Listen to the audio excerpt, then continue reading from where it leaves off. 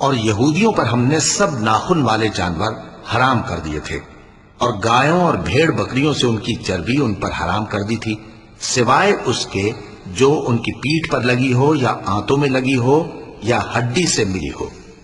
یہ سزا ہم نے ان کو ان کی شرارت کے سبب دی تھی، اور ہم یقیناً سچ کہنے والے ہیں۔ اب اگر یہ لوگ تمہاری تکذیب کریں تو اے پیغمبر کہہ دو، تمہارا پروردگار بڑی رحمت والا ہے، اور اس کا عذاب بھی گناہگار لوگوں سے نہیں ٹلے گا۔ جو لوگ شرک کرتے ہیں وہ کہیں گے کہ اگر اللہ چاہتا تو ہم شرک نہ کرتے، اور نہ ہمارے باپ دادا شرک کرتے، اور نہ ہم کسی چیز کو حرام ٹھہراتے۔ اسی طرح ان لوگوں نے تکذیب کی تھی جو ان سے پہلے تھے، یہاں تک کہ ہمارے عذاب کا مزہ چکھ کر رہے۔ کہہ دو، کیا تمہارے پاس کوئی سند ہے؟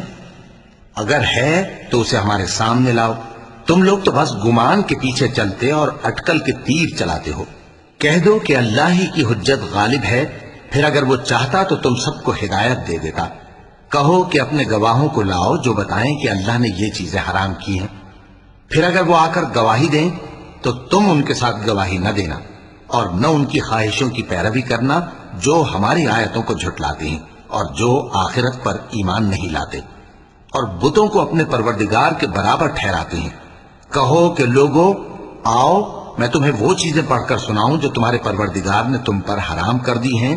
ان کی نسبت اس نے اس طرح ارشاد فرمایا ہے کہ کسی چیز کو اللہ کا شریک نہ بنانا، اور ماں باپ سے بدسلوکی نہ کرنا، بلکہ حسن سلوک کرتے رہنا، اور ناداری کے اندیشے سے اپنی اولاد کو قتل نہ کرنا، کیونکہ تم کو اور ان کو ہم ہی رزق دیتے ہیں، اور بے حیائی کے کام ظاہر ہوں یا پوشیدہ ان کے پاس نہ پھٹکنا، اور کسی شخص کو جس کے قتل کو اللہ نے حرام کر دیا ہے قتل نہ کرنا، مگر جائز طور پر، یعنی جس کا شریعت حکم دے۔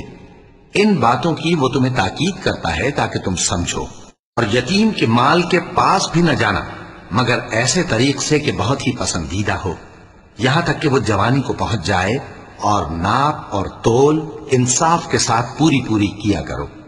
ہم کسی کو ذمہ دار نہیں بناتے مگر اس کی طاقت کے مطابق، اور جب کسی کی نسبت کوئی بات کہو تو انصاف سے کہو، گو کہ وہ تمہارا رشتہ دار ہی ہو، اور اللہ کے عہد کو پورا کرو۔ ان باتوں کا اللہ تمہیں حکم دیتا ہے تاکہ تم نصیحت قبول کرو، اور یہ کہ میرا سیدھا رستہ یہی ہے تو تم اسی پر چلنا، اور دوسرے رستوں پر نہ چلنا کہ ان پر چل کر اللہ کے رستے سے الگ ہو جاؤ گے۔ ان باتوں کا اللہ تمہیں حکم دیتا ہے تاکہ تم پرہیزگار بنو۔ ہاں پھر سن لو کہ ہم نے موسیٰ کو کتاب عنایت کی تھی تاکہ ہم ان لوگوں پر جو نیکوکار ہیں نعمت پوری کر دیں، اور اس میں ہر چیز کا بیان ہے، اور ہدایت ہے اور رحمت ہے، تاکہ ان کی امت کے لوگ اپنے پروردگار کے روبرو حاضر ہونے کا یقین کریں۔ اور اے کفر کرنے والو، یہ کتاب بھی ہم ہی نے اتاری ہے برکت والی، تو اس کی پیروی کرو اور اللہ سے ڈرو تاکہ تم پر مہربانی کی جائے۔ اور اس لیے اتاری ہے کہ تم یوں نہ کہو کہ ہم سے پہلے 2 ہی گروہوں پر کتابیں اتری ہیں اور ہم ان کے پڑھنے سے بے خبر تھے، یا یہ نہ کہو کہ اگر ہم پر بھی کتاب نازل ہوتی تو ہم ان لوگوں کی نسبت کہیں سیدھے رستے پر ہوتے۔ سو اب تو تمہارے پاس تمہارے پروردگار کی طرف سے دلیل اور ہدایت اور رحمت آ گئی ہے، تو اس سے بڑھ کر ظالم کون ہوگا جو اللہ کی آیتوں کی تکذیب کرے اور ان سے لوگوں کو پھیرے۔ جو لوگ ہماری آیتوں سے پھیرتے ہیں اس پھیرنے کے سبب ہم ان کو برے عذاب کی سزا دیں گے۔ یہ اس کے سوا اور کس بات کے منتظر ہیں کہ ان کے پاس فرشتے آئیں یا خود تمہارا پروردگار آئے یا تمہارے پروردگار کی کوئی خاص نشانی آ جائے۔ جس روز تمہارے پروردگار کی خاص نشانی آ جائے گی تو جو شخص پہلے ایمان نہیں لایا ہوگا اس وقت اسے ایمان لانا کچھ فائدہ نہیں دے گا، یا جس نے اپنے ایمان کی حالت میں نیک عمل نہیں کیے ہوں گے تو گناہوں سے توبہ کرنا مفید نہ ہوگا۔ اے پیغمبر ان سے کہہ دو کہ تم بھی انتظار کرو، ہم بھی انتظار کرتے ہیں۔ جن لوگوں نے اپنے دین کے حصے بکھرے کر لیے اور خود بھی کئی فرقے ہو گئے، ان سے تم کو کچھ کام نہیں، ان کا کام اللہ کے حوالے۔ پھر جو کچھ وہ کرتے رہے ہیں وہ ان کو سب بتائے گا۔ جو کوئی اللہ کے حضور نیکی لے کر آئے گا تو اس کو ویسی 10 نیکیاں ملیں گی، اور جو برائی لائے گا تو اسے سزا اس جیسی ہی ملے گی، اور ان پر ظلم نہیں کیا جائے گا۔ کہہ دو کہ مجھے میرے پروردگار نے سیدھا رستہ دکھا دیا ہے، یعنی دین صحیح، طریقہ ابراہیم کا جو ایک اللہ ہی کے ہو رہے تھے اور مشرکوں میں سے نہ تھے۔